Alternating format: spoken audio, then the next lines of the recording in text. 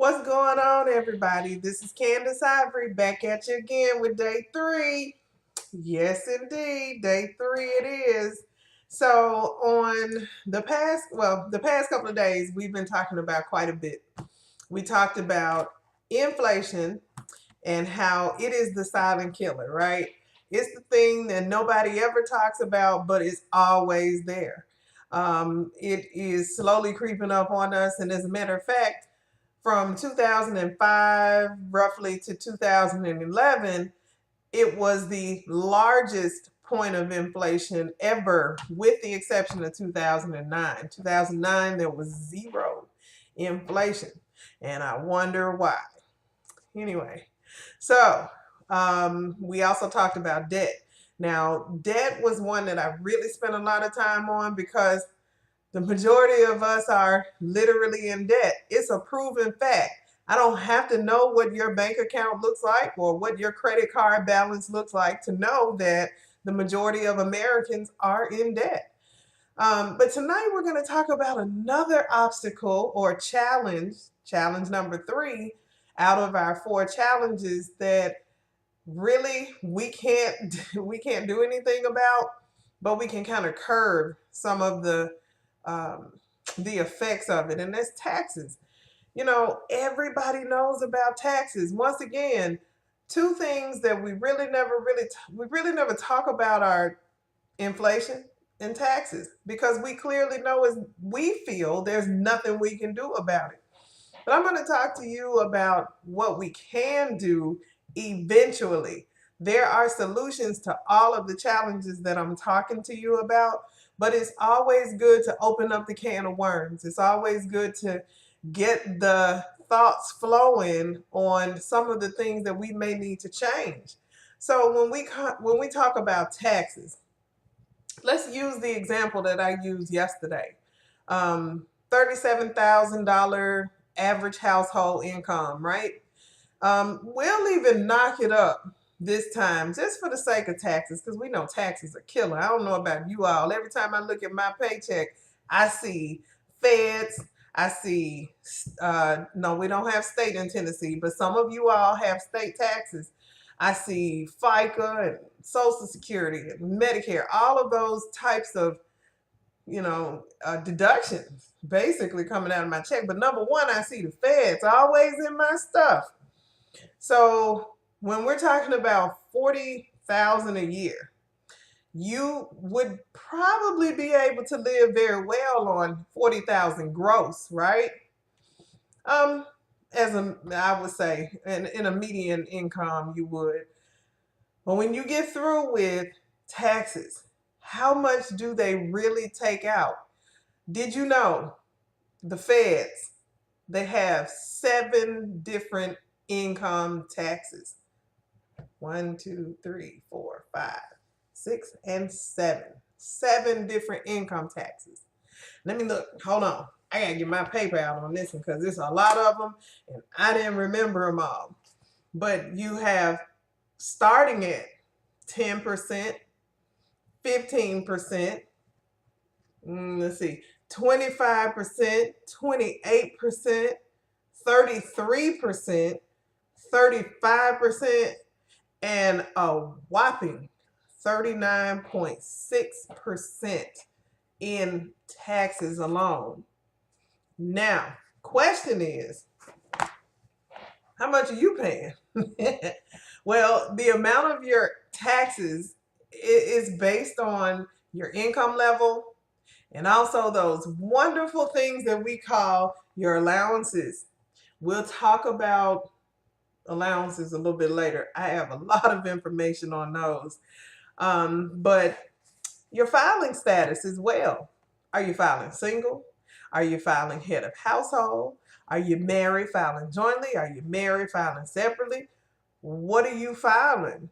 So, your filing status, your allowances from that wonderful W-4 that we all have to fill out when we first get our job, and also your income level, how much you actually bring in gross. So when you get through with it, say most of us, the majority of us, If we're on a normal employee based job, when we earn our money, Uncle Sam is taking theirs off top. Before you even see your paycheck, you have taxes coming out. So roughly 33%. They want a third of your money before you even get it. So out of 40 grand a year, 33%, that's roughly $13,000, a little bit more, but $13,000 a year.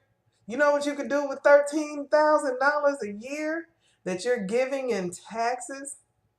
Oh my God, I know what I could do with 13 grand.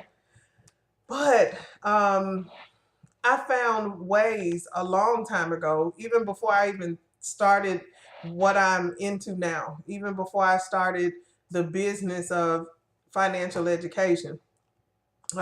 Years ago, I started my own business, my own home-based business, whereas I was providing customer service for different clients. My last one was a well-renowned cell phone company. And I immediately learned the benefit of being able to work from home, of owning my own business, because I immediately saw that upcoming year how my taxes were significantly lower. So when we're talking about working on a job, there's nothing wrong with your job.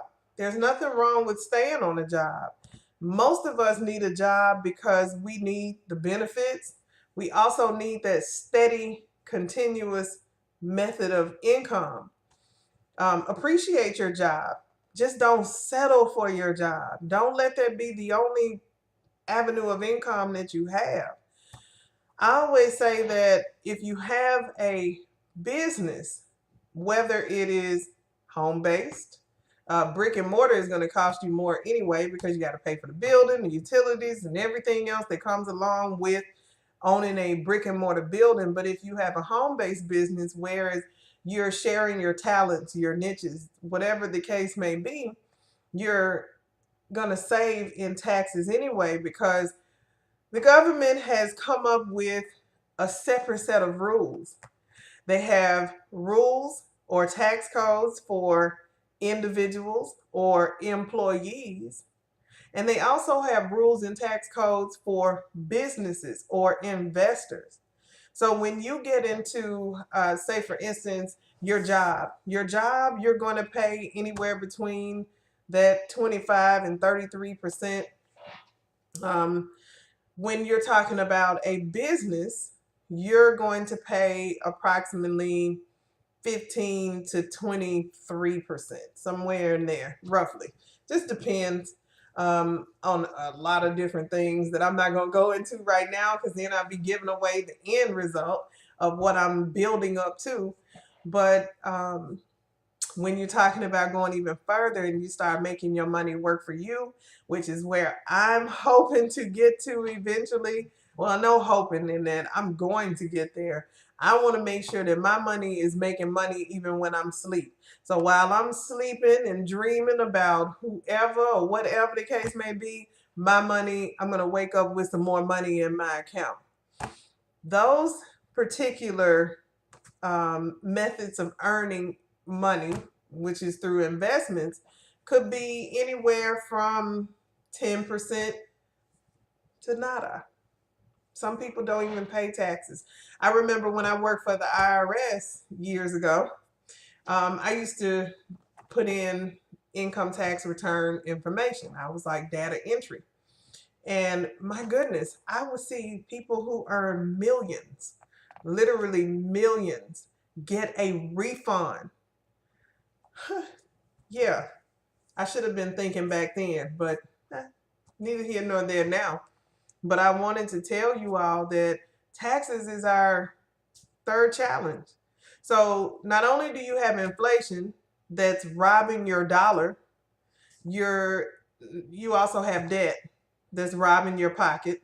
So you get paid, you're paying more for the products or the goods and services that you need to purchase. That's taking money away.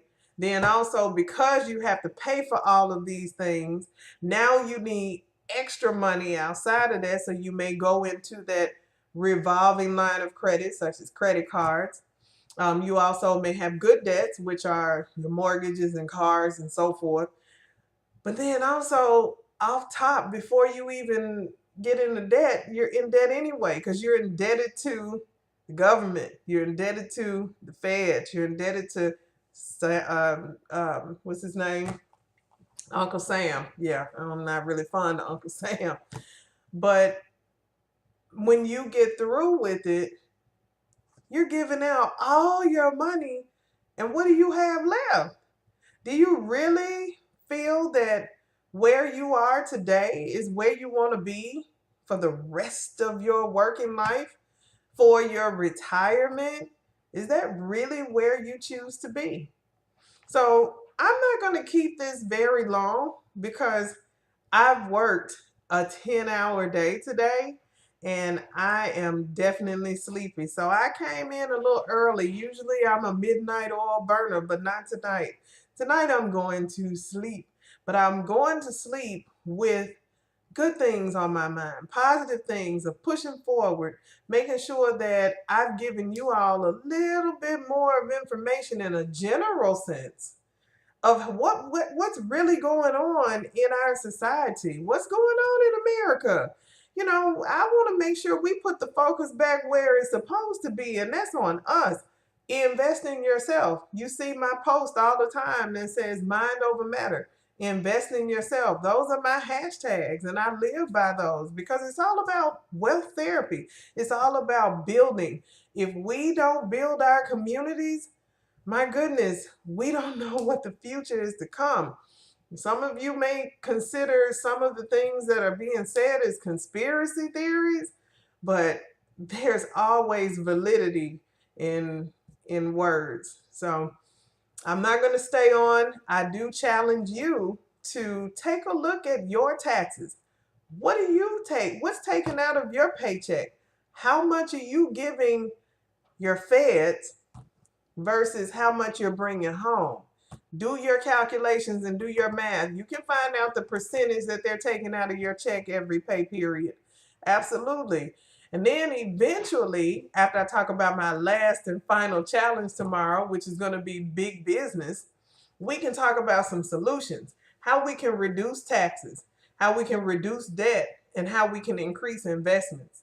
This is Candace Ivory coming to you this evening, and I look forward to speaking with you tomorrow. If you have any questions, please comment. Please inbox me as you all have been doing. I appreciate everybody who's reached out to me.